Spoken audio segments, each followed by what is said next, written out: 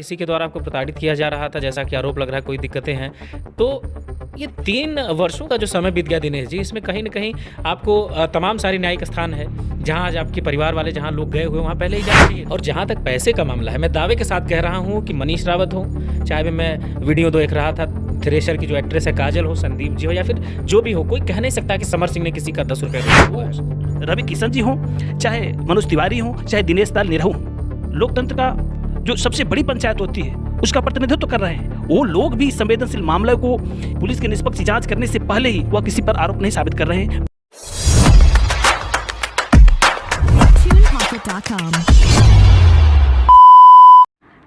नमस्कार दोस्तों, जैसा कि पिछले 2 हफ्तों से आकांक्षा दुबे और समर सिंह का प्रकरण छाया हुआ है, चाहे मेन स्ट्रीम की मीडिया हो, चाहे सोशल मीडिया हो, घटनाक्रम को अलग अलग ढंग से व्याख्यान्वित भी किया जा रहा है। परंतु इन सब के बीच ही आकांक्षा दुबे का एक लास्ट स्टेज शो जो कल्लू के साथ जो उन्होंने कहीं किया है, उसमें एक बेस्ट ऑफ कॉमेडियन की भूमिका में जो व्यक्ति दिख रहा है वो आज हमारे बीच भौतिक रूप से उपस्थित हैं और मुझे इनसे बात करने का सौभाग्य प्राप्त हुआ। इन्हीं से जान लेते हैं कि आकांक्षा दुबे और समर सिंह का व्यक्तित्व कैसा था, क्योंकि यह उसी विधा से जुड़े हुए हैं और कितना उन्होंने समय एक्सपेंड किया है। सीधा सीधा इन्हीं के जुबानी जो है जान लेते हैं। सर, सबसे पहले जिम्मेदार कौन न्यूज़ में आपका स्वागत है।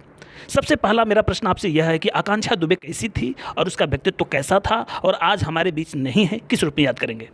सबसे पहले जिम्मेदार कौन न्यूज़ चैनल देख रहे हुए सभी दर्शकों को मैं नमस्कार करता हूँ और ईश्वर से प्रार्थना करता हूँ कि इतनी बेहतरीन और टैलेंटेड जो अभिनेत्री थी हमारे भोजपुरी जगत की, वो हमारे बीच नहीं है। ईश्वर उनकी आत्मा को शांति दे, माता जी और परिवार को दुख सहन करने की शक्ति दे।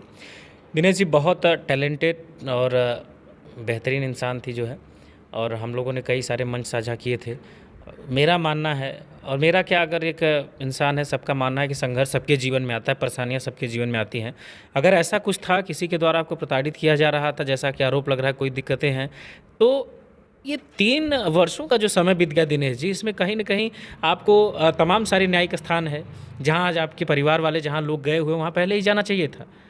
तो कहीं न कहीं इन आरोपों को थोड़ा संदेह की निगाहों से इसलिए देखा जा रहा है कि 3 वर्षों तक ऐसा कैसे चलता रहा और कोई इंसान कैसे से बर्दाश्त कर सकता है। हम पहले तो ये बताइए कि समर सिंह का व्यक्तित्व कैसा था और आप लोग साथ में काम किए हैं, पैसे को लेकर के उनका क्या रवैया था? क्या वह आकांक्षा दुबे को मारते थे, पीटते थे, प्रताड़ित करते थे? इसमें क्या कुछ सच्चाई, आपकी विवेक क्या कह रहा है? आप अपनी प्रतिक्रिया दें। नहीं, जहाँ तक दिनेश जी, मैंने साथ में काम किया है, दोनों के साथ मैंने मंच को साझा किया है, और समर सिंह का जो व्यक्तित्व रहा है, जिस हिसाब से वो मिट्टी से उठ करके आए थे, तो इतने बड़े पिक स्थान पर आकर के कोई इंसान, जाहिर सी बात है मैं हूँ या आप हो, कोई इस प्रकार से ऐसी कृत्य नहीं करना चाहेगा।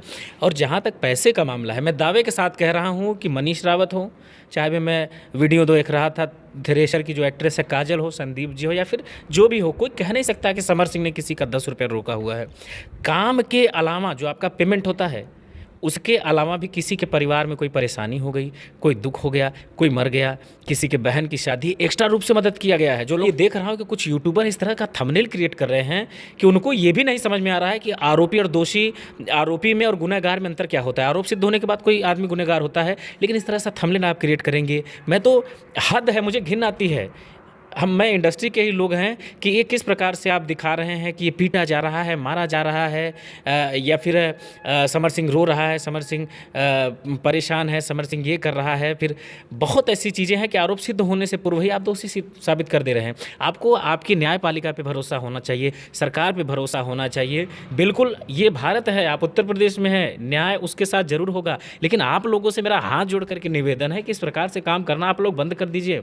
तो आप देख सकते हैं, ये भी एक कलाकार हैं, जिंदा दिली इंसान हैं, और निश्चित रूप से इनकी बातों में कुछ कुछ वास्तविकता परिलक्षित हो रही है। इस बात को मैं इसलिए कह रहा हूँ कि भोजपुरी जगत के जो भी बेहतरीन कलाकार हैं, जो आज करोड़ों दिनों पर राज करते हैं और आज जनप्रतिनिधि की भूमिका में जनता की सेवा भी कर रहे हैं, जनता अपना प्यार और मोहब्बत से नवाजी भी है, चाहे वो रवि किशन जी हों, चाहे मनोज तिवारी हों, चाहे दिनेश लाल निरहू हों, लोकतंत्र का जो सबसे बड़ी पंचायत होती है उसका प्रतिनिधित्व कर रहे हैं। वो लोग भी संवेदनशील मामले को पुलिस की निष्पक्ष जांच करने से पहले ही वह किसी पर आरोप नहीं साबित कर रहे हैं। बड़ी संवेदनशीलता के साथ और गंभीरता के साथ अपनी प्रतिक्रिया दे करके उस माँ के प्रति और उस बहन के प्रति अपनी संवेदना जो है कि व्यक्त कर रहे हैं। सर, एक बात मैं आपसे यह जानना चाहता हूँ, बड़ा संवेदनशील मामला है, जो उनकी माँ द्वारा बार बार यह आरोप लगाया जा रहा है कि वह 3 करोड़ रुपया उसका बाकी है, वह मारता था, पीटता था, प्रताड़ित करता था हमारी बिटिया को, किसी के साथ काम नहीं करने देता था, जबकि बिटिया सुसाइड करने से पहले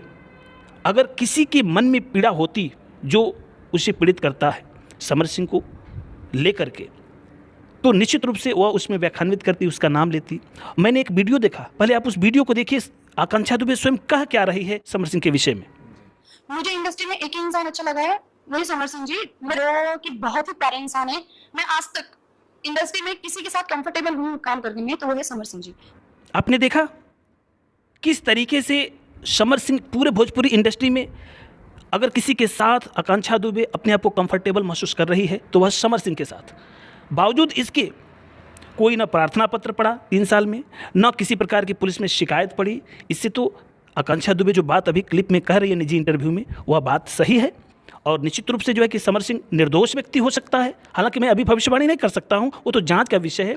और पुलिस की एक बेहतरीन अफसर जो अपर पुलिस आयुक्त हैं संतोष कुमार सिंह जी, वह बेहद संवेदनशीलता के साथ और निष्पक्षता के साथ जांच कर रहे हैं।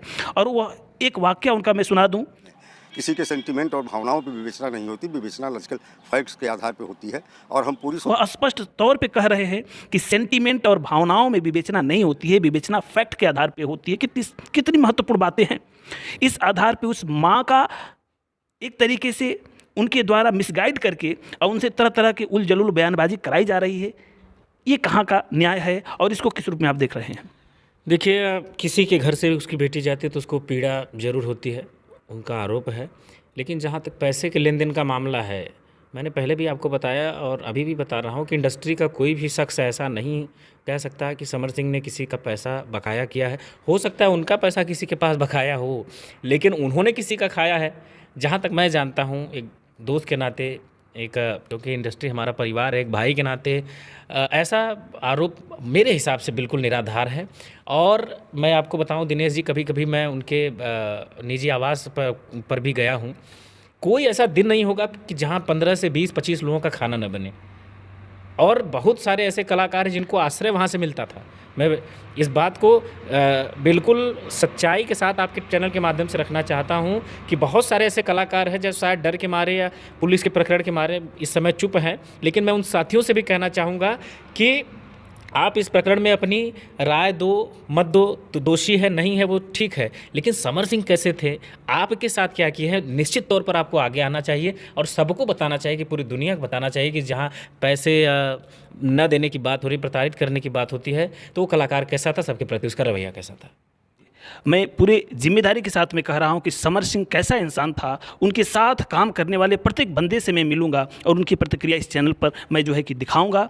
सर, एक लास्ट प्रश्न मेरा आपसे यह होगा कि समर सिंह, जैसा कि हालांकि थोड़ा राजनीतिक मामला हो जाएगा, मैंने उसमें नहीं जाना चाहता हूं, लेकिन फिर भी यह कहलवाया जा रहा है उस माँ से कि समर सिंह यादव है, वह समाजवादी पार्टी का आदमी है, समाजवादी पार्टी का संरक्षण प्राप्त उससे है और वह पुलिस को खरीद लिया है। तो क्या वह उन्हें पुलिस पर, उन्हें न्याय पर, उन्हें जो है कि योगी जी की सरकार पर भरोसा नहीं होना चाहिए? आप क्या उस माँ के लिए संदेश देना चाहेंगे?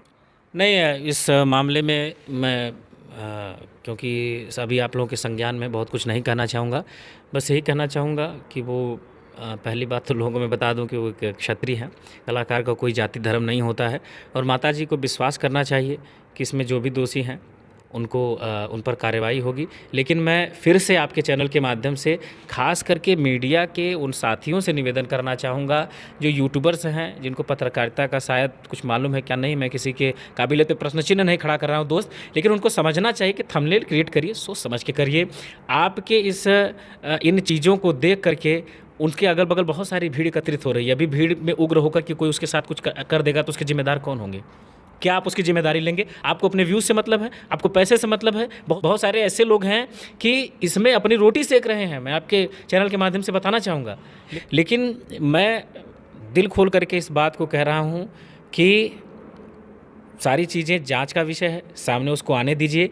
लेकिन आप लोग ये जान जाइए कि किसी आरोपी में और किसी गुनहगार में बहुत अंतर होता है। आरोप सिद्ध होने के बाद वो गुनहगार हो जाएगा कि उसने वो गुनाह किया है, लेकिन पूर्व में साथियों इस तरह का कृत्य करना कहीं किसी रूप से हमारी इंडस्ट्री को, आपके पत्रकारिता को बिल्कुल शोभा नहीं देता। हाथ जोड़ करके निवेदन है साथियों, ऐसा थंबनेल क्रिएट मत करिए।